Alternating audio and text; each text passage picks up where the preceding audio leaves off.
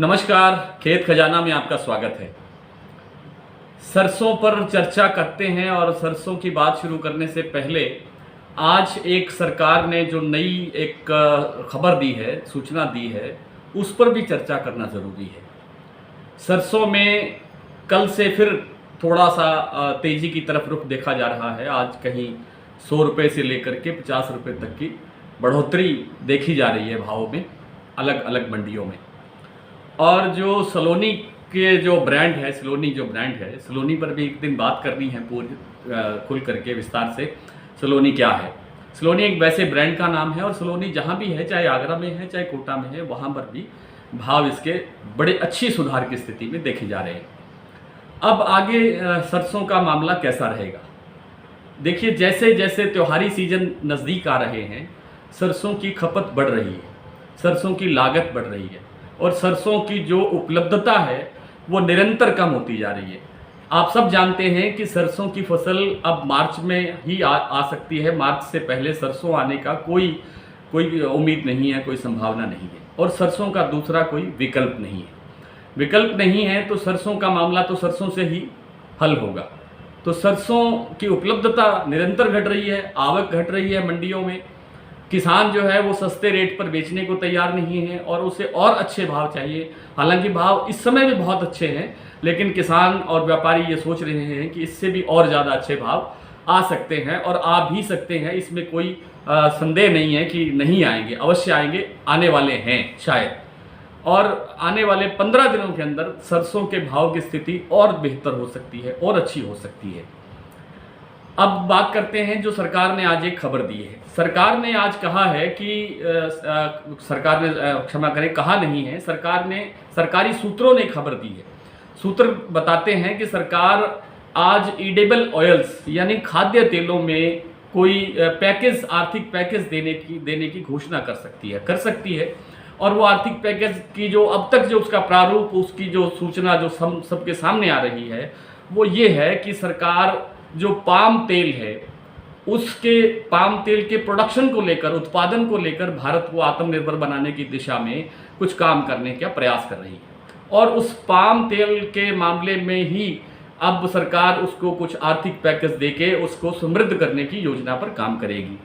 यानी हम पाम तेल सबसे ज़्यादा इंपोर्ट करते हैं, सबसे ज़्यादा हम पाम तेल का बाहर से आयात करते हैं, क्योंकि हमारे यहाँ 35 से 40% ही तेल होते हैं सभी प्रकार के मिलाकर के, जिनसे हमारी पूर्ति नहीं होती। हमें 100% पूर्ति करने के लिए कम से कम 65-70% जो तेल है, जिनमें पाम की मात्रा सबसे अधिक है, हमें बाहर से मंगाना पड़ता है। अब सरकार ये चाहती है कि पाम तेल के उत्पादन में भारत आत्मनिर्भरता की तरफ बढ़े, तो उसको कोई आर्थिक पैकेज की ज़रूरत है। उस पर किस तरह से काम होगा, उस पर क्या योजना बनेगी, किस तरह का आर्थिक पैकेज आएगा, ये सब चीज़ें अभी देखने की चीज़ है, अभी देखने की मामला है कि सरकार कैसे इसको आगे बढ़ाएगी।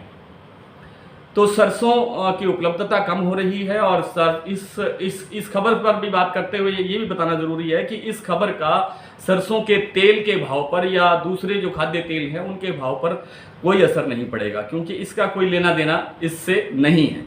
इसमें तो सुधार की बात है, तो ये तो कोई आगे 1 या 2 साल बाद में इसका असर कोई पड़ेगा तो पड़ेगा, अभी कोई संभावना नहीं है फिलहाल। तो जैसे जैसे त्योहारी सीजन आगे आ रहा है, सरसों के तेल में भाव में सुधार होना ही होना है।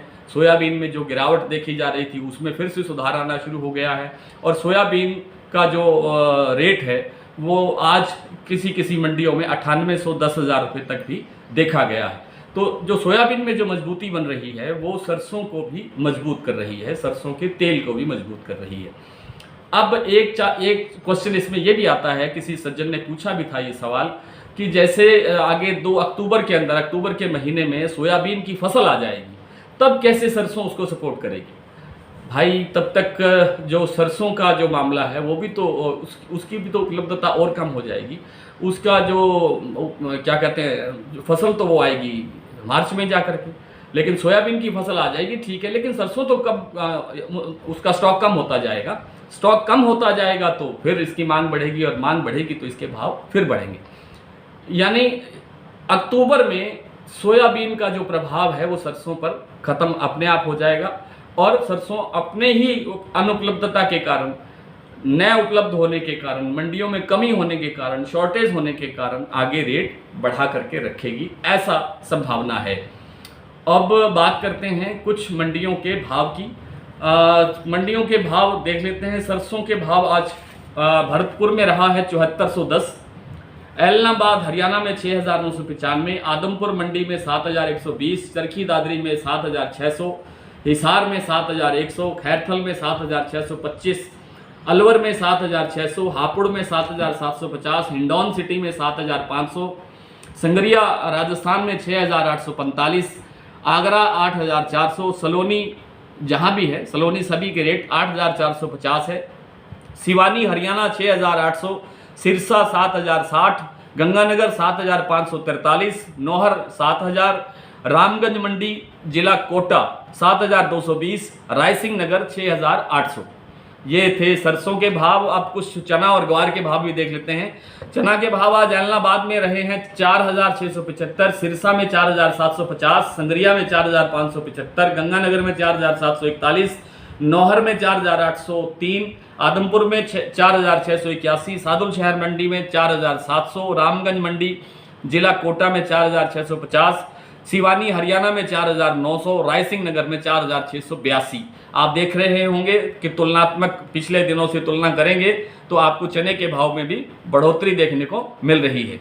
अब ये गवार में बहुत तेजी देखी जा रही है, गवार बहुत तेजी से आगे बढ़ रहा है। आदमपुर में आज गवार का भाव था 4400 रुपये, सिरसा में 4249 रुपये, संगरिया में 3901 रुपये, गंगानगर में 4290 रुपये, सादुल शहर में 4300 रुपये, सिवानी मंडी में 4445 रुपये और रायसिंह नगर में ग्वार के भाव रहे हैं 4462। अब कल करेंगे फिर से सरसों पर और सरसों के भाव पर चर्चा। नमस्कार।